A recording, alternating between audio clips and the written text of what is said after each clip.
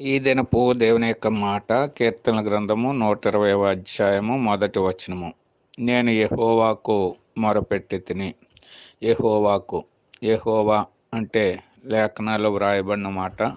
ఉన్నవాడు అనువాడని వ్రాయబడింది. కాబట్టి ఆయన ఉన్నవాడు. ఉన్న దేవుడు మనం మొరపెట్టినప్పుడు ఆలకించేటటువంటి వాడుగా ఉన్నాడు. ఆలకించినటువంటి దేవుడు మనుషుల యొక్క సహాయం ఎరిగి సహాయం చేసేటువంటి గొప్ప దేవుడుగా ఉన్నాడు.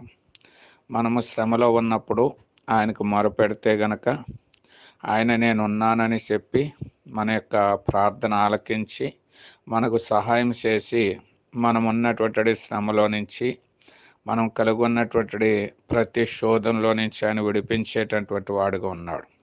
కాడు భక్తుడు అంటున్నాడు, నేను యెహోవాకు మొరపెట్టి తినని. కాబట్టి మనము కూడా ఆయనకు మొరపెట్టి మనము కూడా ఆయన యొక్క సహాయం పొందుదుము గాక.